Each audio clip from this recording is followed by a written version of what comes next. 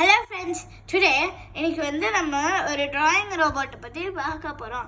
இங்கே பார்த்தீங்கன்னா நான் டிராயிங் ரோபோட்டுக்கு இங்கே வந்து வென் ஸ்டார்டட் அப்படிங்கிறது எப்போவுமே இருக்குன்னு நான் உங்ககிட்ட சொல்லிட்டேன். ஸோ அதே போல் வென் ஸ்டார்டட் இருக்குது.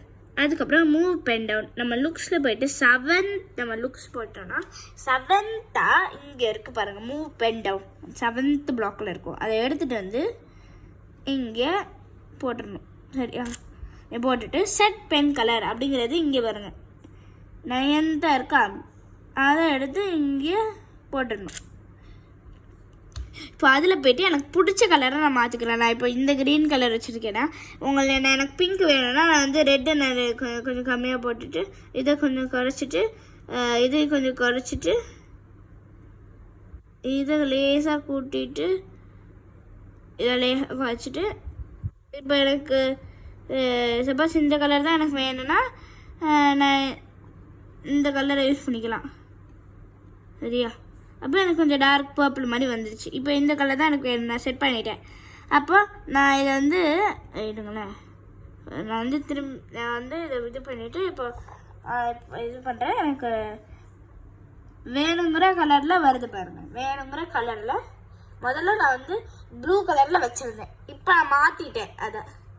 இப்போ எனக்கு இந்த மாதிரி வந்துடுச்சு. இப்போ இங்கே பாருங்கள், ரிப்பீட் 4 அப்படின்னு கொடுத்துருக்கேன்.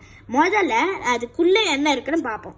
ஸோ இங்கே பார்த்தீங்கன்னா ட்ரை ஃபார்வர்ட் ஃபார் 500 mm. நான் ஏன் அதை பர்டிகுலராக 500 mm எடுத்திருக்கேன், ஏன்னா வெறும் ட்ரை ஃபார்வர்ட் எடுக்கலை அப்படின்னு பார்த்தீங்கன்னா, ஏன்னா நம்ம வந்து ஒரு ஸ்கொயரை வரைய போகிறோம். இந்த ஸ்கொயருக்கு எல்லா சைஸும் ஈக்குவலாக இருக்கும். ஸோ அதுக்கு வந்து நான் வந்து அதோட சைஸ் வந்து அவங்களுக்கு எந்த மில்லிமீட்டராக வேணால் இருக்கலாம். உங்களுக்கு பிடிச்ச நம்பரை கூட நீங்கள் போட்டுக்கலாம். நான் வந்து 500 போட்டிருக்கேன். அப்போது என்னோட ஸ்கொயரோட ஒரு சைடு 500 mm இருக்கும். இப்போ டர்ன் ரைட் ஃபார் 90 degrees. ஏன் நான் டர்ன் ரைட் ஃபார் 90 degrees போட்டுட்டேன்னா, நான் ரிப்பீட் 4 போட்டிருக்கேன். அதுக்குள்ளே நான் வெறும் ட்ரை ஃபார்வர்ட் ஃபார் 500 mm மட்டும் போட்டிருக்கேன்னு வச்சுக்கோங்க. நம்ம வந்து என்ன ஆகணும்னா அது வந்து 500 mm + 500 mm + 500 mm + 500 mm straight லைனாக தான் போகும். ஆனால் அது நமக்கு வேணாம். அதனால தான் டர்ன் ரைட் ஃபார் 90 degrees. ஏன்னா நம்ம ஒரு ஸ்கொயர் வரைகிறோம். ஸோ அது வந்து 500 mm போயிட்டு டர்ன் ரைட் ஃபார் 90 degree அப்படியே திரும்பிடும். சரியா? அப்படியே திரும்பிடும். திரும்பியும் அது வந்து ஃபார்வர்ட் போகணும். அதுக்காக தான் நான் வந்து ரிப்பீட் 4 கொடுத்துருக்கேன். நான் வந்து வெறும் ஃபார்வர்ட் கொடுத்தோன்னா திரும்பி ரிப்பீட் ஆகிக்கிட்டே இருக்கும். ஆனால் எனக்கு வந்து 4 சைடு தான் நடக்கணும். ஏன்னா 4 சைட்ஸ் தான் இருக்குது ஒரு ஸ்கொயருக்கு. இங்கே பார்த்தீங்கன்னா நான் மூவ் பென் அப் அப்படின்னு கொடுத்துருக்கேன். மூவ் பென் அப்புங்கிறது இதை அப்படியே எடுத்துகிட்டு போட்டுட்டு இங்கே இதை கிளிக் பண்ணால் எனக்கு மூவ் பென் அப் பென் டவுன் அப்படின்னு போட்டுக்கலாம். இந்த மாதிரி போட்டுட்டு அதை தான் எடுத்து போட்டிருக்கேன். அது நான் எதுக்கு போட்டிருக்கேன்னா, நம்ம வந்து இதையோட போட்டு கூட முடிச்சுக்கலாம்.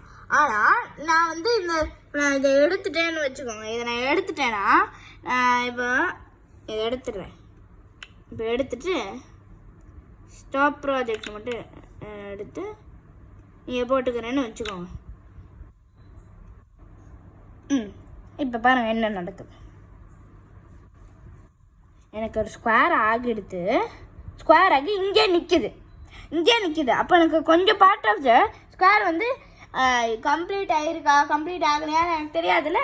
அதுக்காக தான் நான் இதை யூஸ் பண்ணியிருக்கேன். இதை யூஸ் பண்ணேன்னா அது கொஞ்சம் ரிவர்ஸ் வந்துடும். ஏன்னா மூவ் பென் அப்னா பென் டவுன்னா எழுதும், பென் அப்னா எழுதாது, வரையாது. அதுக்காக தான் அது வந்து அந்த மாதிரி வரையக்கூடாது அப்படின்னு சொல்லிட்டேன். அதுக்கப்புறம் டிரைவ் ரிவர்ஸ். அப்போ வரையாமல் நீ வந்து அப்படியே பின்னாடி வந்துரு அப்படின்னு சொல்லிட்டேன். நம்ம வந்து பென் டவுனே போட்டுட்டோம்னு வச்சுக்கோங்க.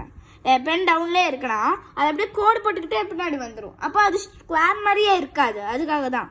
அதுக்கப்புறம் நான் ஸ்டாப் ப்ராஜெக்ட் போட்டுக்கிறேன். இது திரும்பி ரிஃப்ரெஷ் பண்ணிவிட்டு செஞ்சு கேட்டேன்.